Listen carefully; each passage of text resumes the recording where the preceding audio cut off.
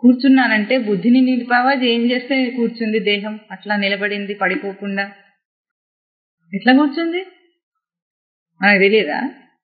అంత తెలియని వాళ్ళలాగా కనిపిస్తున్నాను నేను. We are conscious now, conscious of sitting. దాని గురించి కాన్షియస్ గా ఉండి కూర్చున్నావు. నిన్ను గురించి కాన్షియస్ కాదు. నువ్వు వృధా అయింది. నువ్వు కూర్చొని నిన్ను నిలిపి కూర్చోబెట్టిందంతా వృధా. ఇట్లా నువ్వు అన్ని యాక్షన్స్ చేస్తున్నావు. వీటన్నిటికీ జగత్ రూపమే. సకలం జాతం, సకలం ప్రతిష్ఠితం, సకలం లయం యాతి. కానీ మయ్యవ కాదు, నాయందు జరగటం లేదు. ఇవన్నీ నాయందే జరిగిందని ఎవరు తెలుసుకుంటాడో తద్ పరం బ్రహ్మ అస్మి అహం. ఆ పరంబ్రహ్మకి ఒక విశేషణం చూపించింది, అద్వయం పరంబ్రహ్మ. దానికి రెండవ రూపం లేదు. ఎందుకు? ఈ బయట చూపించే కార్యరూప వ్యవస్థ అంతా కూడా దానికి రెండవ మారు రూపం. ఆ రూపము బయట రూపంలో ఉన్నది సత్యం కాదు. అవన్నీ నాలోపల అని ఎప్పుడన్నామో అన్నీ ఒకటే. దానికి ఈ రెండవ రూపం లేదు. నేను అనే స్వరూపానికి రెండవ రూపం లేదు. నీ ప్రవర్తనకి రెండవ రూపం లేదు. నువ్వు రోజంతా చేస్తున్న పనికి రెండవ రూపం లేదు. అసలు రెండవ రూపం చూడటం ఊహా మాత్రం.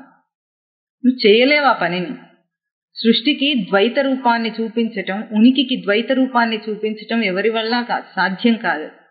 అందుకే జగత్తు లేదురా. వాస్తవంలో ద్వైత రూపం లేదు. ఇదంతా ఊహా కల్పితం.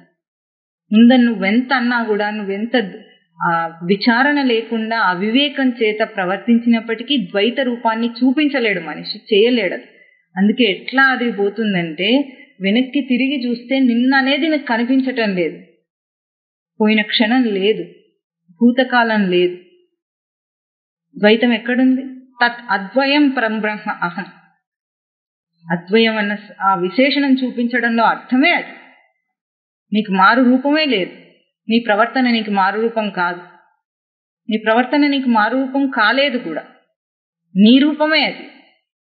మారు రూపం అని దాని మీద దృష్టి పెట్టి నువ్వు చేసేదంతా నీ ఊహ. అందుకే వాస్తవంలో ఈ జగత్తు లేదు. వాస్తవంలో లేదు. వాస్తవం అన్న మాట వాడటానికే అర్థం. ఎందుకంటే ఆ భోజ్యము, భోక్త, భోగం అనే త్రిపుటి స్వరూపంతో కనిపిస్తున్న ఇదంతా కూడా ఉన్నది అనిపించేది వాస్తవం అన్న పదం వాడి చెప్పాల్సి వచ్చింది. వాస్తవంలో లేదు.